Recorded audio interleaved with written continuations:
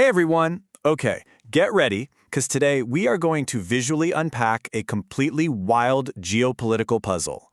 We're looking at a situation unfolding literally right now in the Middle East, and it is balancing on an absolute razor's edge between military conflict and diplomatic resolution. It's a scenario just packed with contradictions, shifting timelines, and incredibly high stakes. So let's jump right into the explainer. Okay, let's dive into this. How in the world do you sit at a negotiating table and hash out a peace agreement while military strikes are actively being launched? It's a huge paradox, and honestly, it sounds totally counterintuitive, right? But this is exactly what's happening right now between the United States and Iran. The U.S. is conducting military action while simultaneously engaging in diplomatic peace talks. It's basically a high-wire act of international relations, and we're going to break down exactly how and why this is all happening. Section 1. Strikes amid a ceasefire. So to really understand the high-level diplomacy going on behind closed doors, we first kind of have to look at the actual kinetic actions happening on the ground and in the water. Recently, the United States launched strikes in southern Iran. Now, importantly, the U.S. is very strictly framing these as defensive strikes. According to their official statements, the targets were Iranian missile launch sites and vessels actively used for laying mines. But, if we look beyond just the official line, there are unofficial reports coming out of the port city of Bandar Abbas, which, by the way, overlooks a highly crucial waterway, and those reports detail the sounds of explosions. Unofficial sources are also noting that two specific Iranian vessels, the ones suspected of planting those mines, were directly targeted. Which actually brings us to this truly fascinating statement from U.S. Central Command or CENTCOM. They claim these are, quote, defensive strikes aimed at protecting U.S. forces, whilst preserving the ceasefire agreement. Just think about that deliberate and frankly incredibly delicate balancing act for a second. The military is actively striking targets they view as immediate threats, sure, but they are trying to calibrate those strikes perfectly so they don't completely shatter the broader framework of peace. They're trying to neutralize a threat without blowing up the negotiating table. And this brilliantly illustrates the weird reality on the ground. When we hear about airstrikes, we usually just assume, okay, the ceasefire is totally dead. But looking at the timeline, this agreement has actually been in place for about 6 weeks now. Over those interviewing weeks, sure, there have been various infractions. It definitely hasn't been perfect. Yet, it has somehow survived right up to the present day, where, despite the U.S. launching these new strikes, peace talks are incredibly still continuing over in Qatar. So it's fragile for sure, but it is currently holding. Moving on to Section 2, the Strait of Hormuz. We actually need to zoom out geographically for a minute here. Why are boats and mine-laying vessels such a critical target in the first place? Well, it all comes down to literally one of the most important waterways on the planet. U.S. Secretary of State Marco Rubio made a really emphatic statement about this, and it connects the military strikes directly to massive economic stakes. He said, the straits have to be open. What's happening there is unlawful, it's illegal, it's unsustainable for the world. See, the Strait of Hormuz is a giant artery for global trade, especially oil. If mines are being laid in there, it totally impedes global commerce. So Rubio is making it crystal clear that keeping this strait open and unimpeded is an absolute, non-negotiable priority for the United States, and that's exactly what's driving their military response.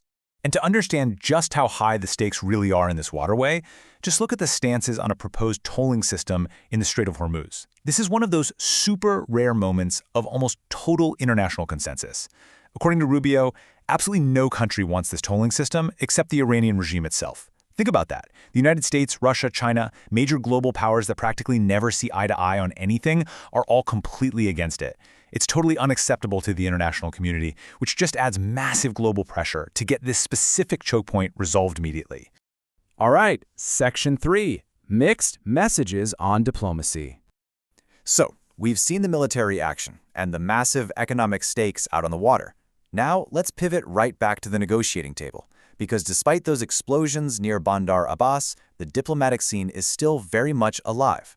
Over in Qatar, Qatari mediators and Iranian officials are deep in ongoing talks. So, there is still a tremendous amount of focus, attention, and crucially, real hope that a negotiated settlement can actually be reached to end this whole conflict. The diplomatic channel is still wide open.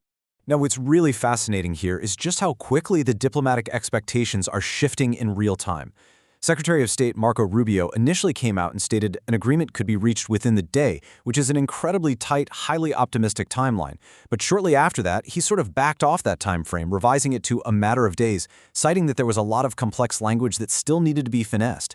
It really shows you just how volatile and fluid these negotiations actually are behind the scenes. And you know that mixed messaging isn't just about the timelines. It's coming straight from the very top. Over a single weekend, we saw widely conflicting messages coming from President Trump.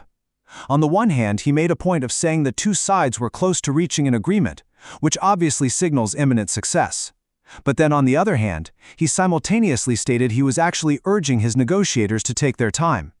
It's this massive diplomatic push and pull, right?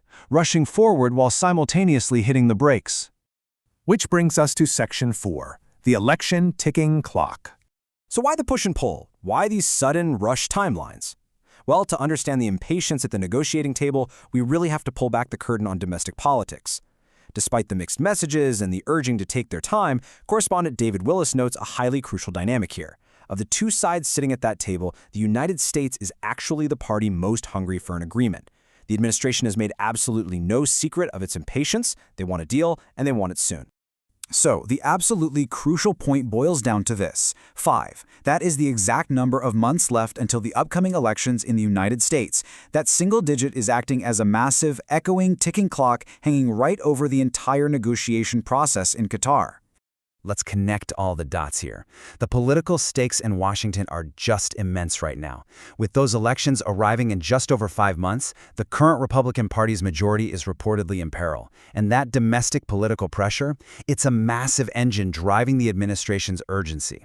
They are incredibly hungry for a definitive, historic diplomatic win that they can present to the voters. The timeline isn't just being dictated by the speed of Middle Eastern diplomacy. It's being heavily influenced by the speed of the election cycle back home in the U.S. Which leaves us with this final, rather provocative thought to wrap up our explainer today.